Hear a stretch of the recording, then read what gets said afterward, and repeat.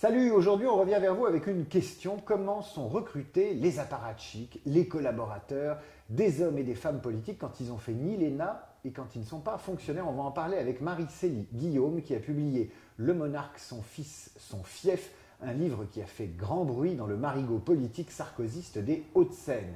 Bonjour Marie-Célie. Bonjour.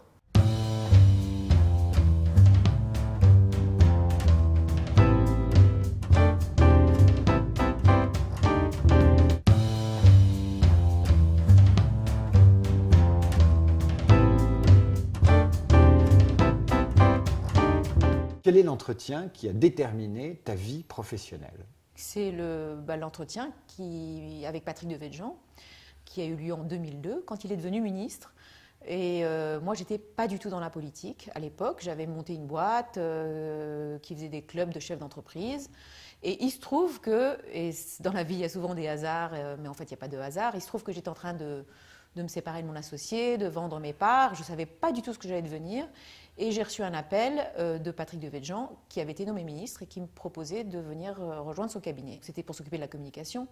Je lui ai dit, mais pourquoi tu me proposes ça à moi? Je ne connais rien à la politique, ou pas grand-chose, et je ne connais rien à la presse, donc pourquoi moi? Et il a eu une réponse merveilleuse. Il m'a dit, c'est justement pour ça que je veux que tu viennes travailler avec moi, parce que moi je connais par cœur, mais j'ai besoin d'un regard extérieur, et c'est ça que j'attends de toi.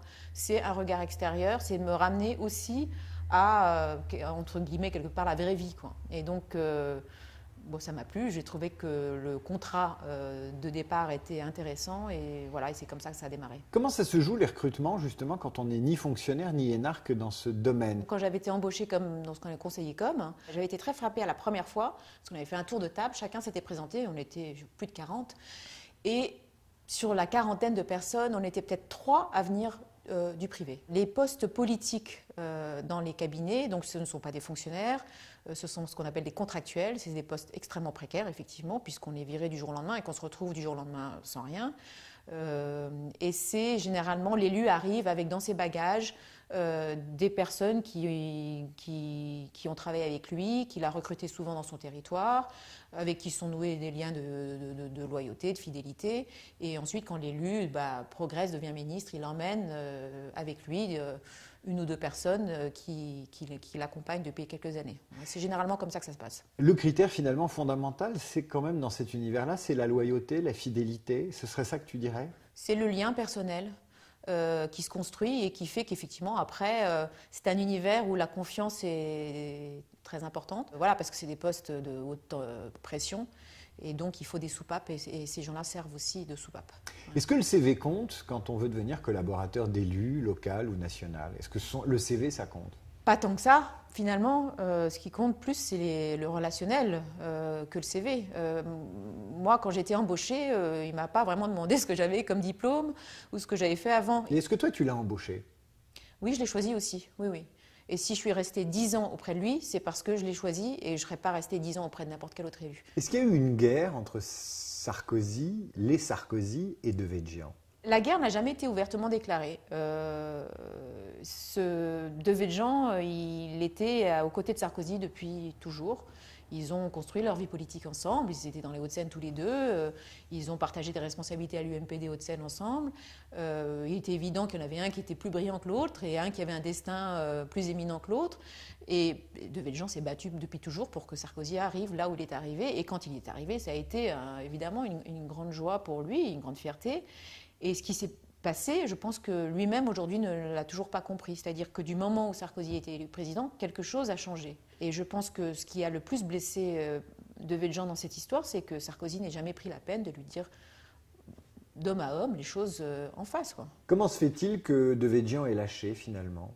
Il ne t'a pas lâché, mais que finalement il t'ait dit on ne peut pas continuer, on doit se séparer. Oui, il a lâché parce qu'on peut considérer qu'effectivement, ayant écrit ce livre et vu la violence des réactions des élus, exercer après mon rôle de directrice de cabinet devient un peu compliqué.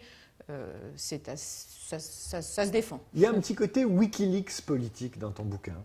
Je ne pense pas. Parce que ce livre, en fait, raconte une histoire qui avait été largement racontée avant, largement médiatisée.